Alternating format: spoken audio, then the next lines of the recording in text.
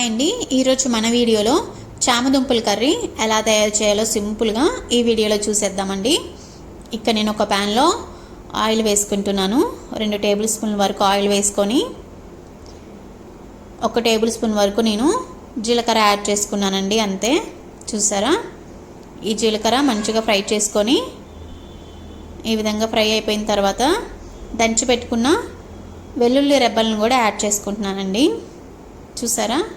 ఈ విధంగా వెల్లుల్లిని కూడా యాడ్ చేసుకొని మంచిగా ఒకసారి మిక్స్ చేసుకుందాం. ఇది కూడా మంచిగా ఫ్రై అయిపోయిన తర్వాత ఫ్రై అవుతున్నప్పుడే మనం కట్ చేసి పెట్టుకున్న ఆనియన్స్, పచ్చిమిర్చి, కరివేపాకు ఈ 3 కూడా నేను ఇప్పుడే యాడ్ చేసుకుంటున్నాను. చూసారా? ఇందులో ఆనియన్స్ ఏనండి మన గ్రేవీ అంతా కూడా. ఆనియన్స్ ఒక మీడియం సైజువి ఒక 2 నుంచి 3 వరకు తీసుకోండి, సరిపోతుంది. చూసారా?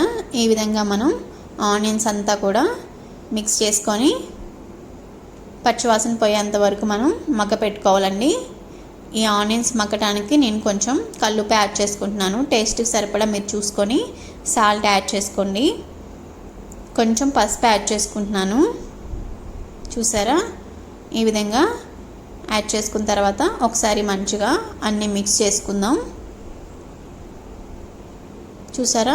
అన్నీ కూడా మంచిగా మిక్స్ చేసుకున్నాక మనం ఈ ఆనియన్స్ అన్నీ కూడా ఫ్రై అయిపోయేంత వరకు మనం మూత పెట్టుకొని మంచిగా మగ్గ పెట్టేసుకుందామండి.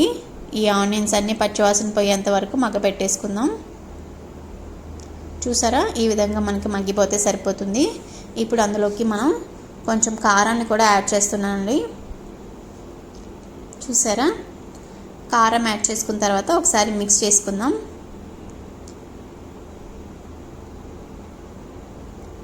చూసారా? ఇప్పుడు ఇందులోకి నేను ముందుగా ఉడకపెట్టుకొని చామదుంపలను పీల్ తీసుకొని కట్ చేసి పెట్టుకున్నానండి. ఇవన్నీ కూడా ఈ చామదుంపల ముక్కలన్నీ కూడా యాడ్ చేస్తున్నాను ఇందులోకి. చూసారా?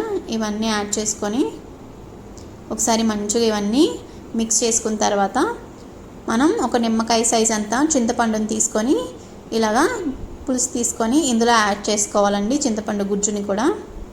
చూసారా? ఇప్పుడు ఒకసారి మంచిగా మిక్స్ చేసుకుందాం ఇవన్నీ కూడా.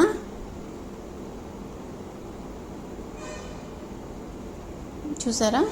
ఈ విధంగా అంతా మిక్స్ చేసుకున్న తర్వాత కొంచెం వాటర్ యాడ్ చేసుకుందామండి. మనం థిక్నెస్ని చూసుకుంటూ వాటర్ యాడ్ చేసుకుందాం.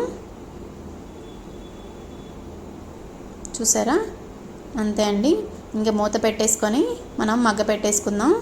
కొంచెం ఇందులో నేను మెంతి పౌడర్ యాడ్ చేస్తున్నాను, కొంచెం బెల్లం యాడ్ చేసుకుంటున్నాను. టేస్ట్ బాగుంటుందండి పులుసుల్లోకి మెంతి పౌడర్ అనేది. బెల్లం అనేది చామదుంపల కర్రీలో మంచి టేస్ట్ వస్తుందండి. అంతే అండి. ఈ కర్రీ ఇలా థిక్గా అయ్యేంత వరకు మనం కుక్ చేసుకోవాలి. ఇలా థిక్గా కన్సిస్టెన్సీ వచ్చిన తర్వాత మనం స్టవ్ ఆఫ్ చేసుకోవడమేనండి. చాలా బాగుంటుంది టేస్ట్. మీరు కూడా ఖచ్చితంగా ట్రై చేయండి ఈ రెసిపీని. చాలా సింపుల్, చాలా ఫాస్ట్గా అయిపోతుంది. మన ఛానల్ని లైక్ చేయండి, షేర్ చేయండి, సబ్స్క్రైబ్ చేయండి. Thank you.